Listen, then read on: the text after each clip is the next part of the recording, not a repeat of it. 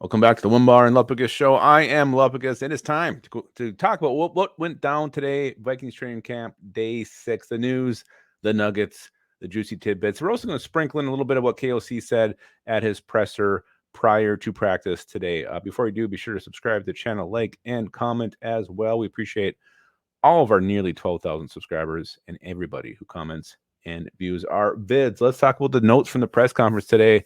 Kevin O'Connell finally shining some light on what the hell is going on with Lewis Seen. Apparently, he has a lower leg strain that is keeping him out of practice, and this is one guy who cannot afford to miss any time.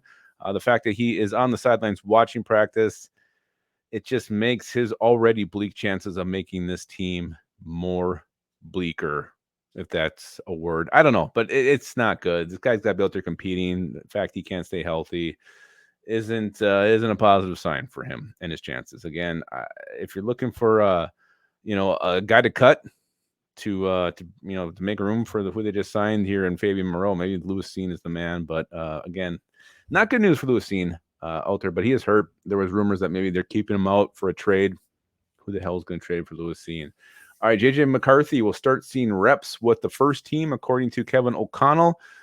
So you kind of see this progression with JJ. Like, he's got his footwork figured out. He's making good throws. He's having good practices. Everything seems to be clicking for this kid. And now the next step is taking reps with the first team. This thing's trending in a way to where I still think him starting day one is not out of the question. We'll see what happens. But JJ McCarthy progressing nicely. We'll see how he does when he faces the ones and plays with the ones.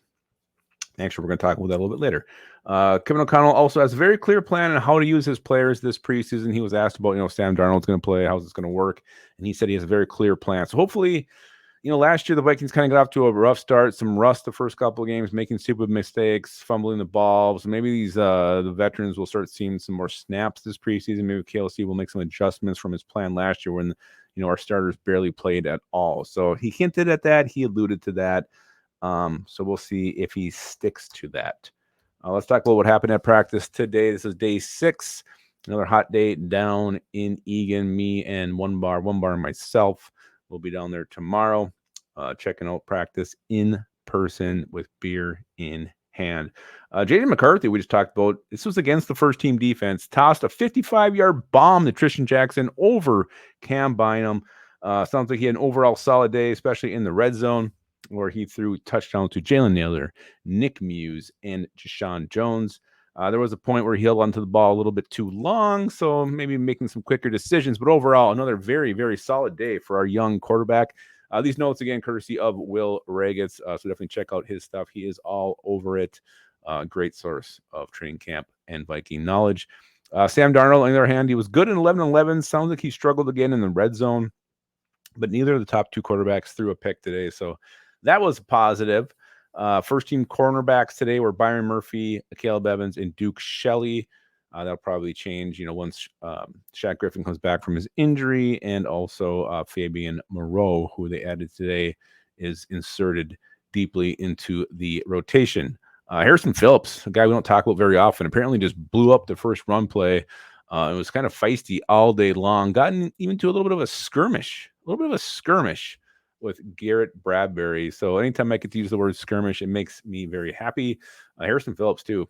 We need some players in that D-line to step it up, and I love that he's blowing up run plays because, damn it, we need it. Speaking of running, Aaron Jones continues to look poised for a huge monster season. He's exploding through holes and making sharp cuts, just like me back in high school. But I love hearing this. Hopefully the guy can stay healthy. I truly believe if he stays and he plays even 14 games, he's going to have a fucking career year. Not only running the football, but catching it out of the backfield. This Vikings team could not get the run game going last year, and we're all like, "What? What's going on?" We invested in this whole line. I think it was just Alexander Madison. He's a horrible runner. So Aaron Jones, hell yes. Speaking of Jones, Jashawn Jones, we mentioned earlier, was making plays today, starting to kind of get a little bit of a chemistry going with JJ McCarthy. Love to see that. Again, this was one of the undrafted free agents that the Vikings gave a lot of money to. Talented player, just blew his knees out in college, had some injury issues. So you're looking for a guy to step up, maybe claim wide receiver 4, not 4, but maybe 5 if they keep 5. Deshaun Jones may be the guy. So we'll continue to watch his progress very, very closely. Speaking of watching, I keep doing these little transitions, but watching this punter battle unfold, that thing was heating up again today.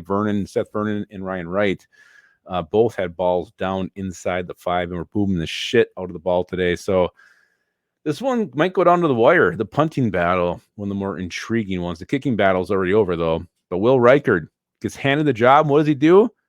He goes wide right on his first 2 attempts. This was long range, though, but he missed his first 2 wide right. He did finish by nailing a 55-yarder. So he's hitting them with ease. When John Parker Romo was there, Parker Romo leaves, and he goes wide right twice in a row. Again, I'm not concerned about Will Reichard missing those 2 field goals at this point. They were long. They were bombs. Just hope it doesn't continue. I just don't want it to continue. I'm hitting everything. But again, Greg Joseph was hitting everything a couple years ago in training camp, and then he sucked when the season started. So once the games count, Will Reichard is going to be money in the bank. That is a Lupagus guarantee. And those things never fail. All right. Those are your training camp notes for day 6. Me and Onebar will be down there tomorrow. Hopefully we'll be able to put together a video. You never know what's going to happen when we're in that training camp. Who knows? We'll just be stocking the halls of the Omni Hotel trying to find players. I don't know. We probably won't do that. We're pretty mature. But again, those are your notes. Nuggets, if you see or heard anything else, drop it in the comments. And always keep your skull in your hole.